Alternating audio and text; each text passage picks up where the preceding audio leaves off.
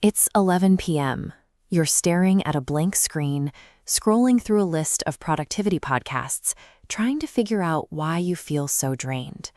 You start running through a mental checklist of everything you need to optimize: your sleep schedule, your daily focus, your stress management routines, your personal boundaries. And sitting there in the glow of the screen, you arrive at a quiet, crushing conclusion. You are failing at managing your own life. You've taken a massive volume of stress, a weight that would bend anyone, and turned it into a scorecard for your own character. You aren't looking at the load. You're only looking at your perceived inability to carry it. You open your phone, and everyone your age seems to have it figured out. Someone landed a dream job. Another is traveling. Someone else launched a business. They all look completely certain about where their lives are going. Then you look up. Your family expects a future. Your job demands performance. Your bank balance reminds you independence costs money. Under all that weight, you ask, why can't I handle life like everyone else seems to? You give that heavy feeling a name. You call it anxiety, or burnout, or low self-esteem. You decide that your response to an overwhelming amount of weight is a medical or personal defect. Imagine sitting in a therapist's office, running through a long list of breathing exercises and scheduling hacks you use just to survive the work week. The therapist gently stops you to ask, what if you don't need a new coping strategy? What if the environment you're in is just unreasonable? We are constantly told to work on ourselves, build your confidence, set strict boundaries, wake up early. Over time, maintaining mental health has morphed into an entirely individual burden, completely detached from the world around us. The central question we ask about human distress quietly changed. We stopped asking, what is happening to this person? And started asking, what is wrong with this person and how do we fix them?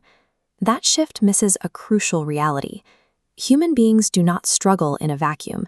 They struggle inside a specific, measurable context. Take a student who cannot afford to fail a class.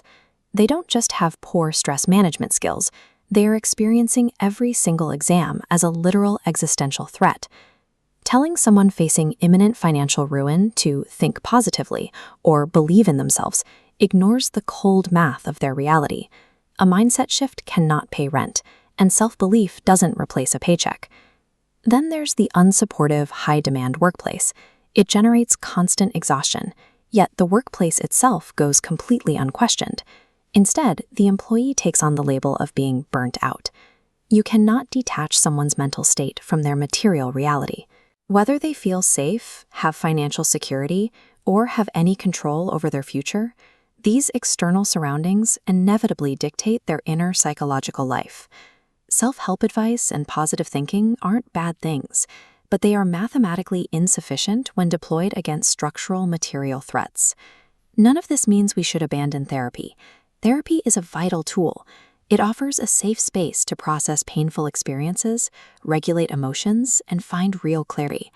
The problem arises when we ask therapy to solve problems that exist far outside the physical walls of the therapy room. Therapy can help a person process workplace abuse, but it cannot make an abusive boss healthy. It can help someone sit with the anxiety of financial insecurity, but it cannot literally pay the rent. An individual can absolutely need therapy to cope, and at the very same time, their environment can need to change. Both are true at once. Under prolonged stress, you stop noticing extreme external pressure and only see your own perceived flaws. The pressure becomes your inner voice. When you can't keep an impossible pace, your brain translates that struggle into, I am just lazy.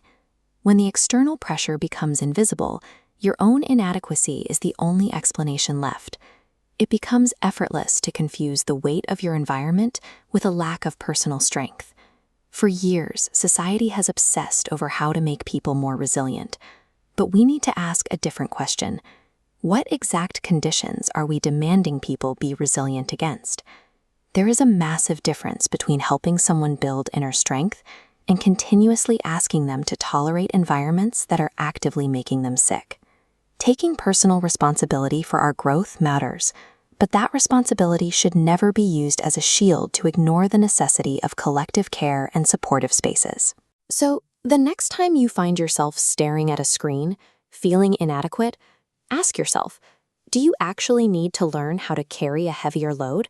Or were you just left to carry an impossible burden completely alone?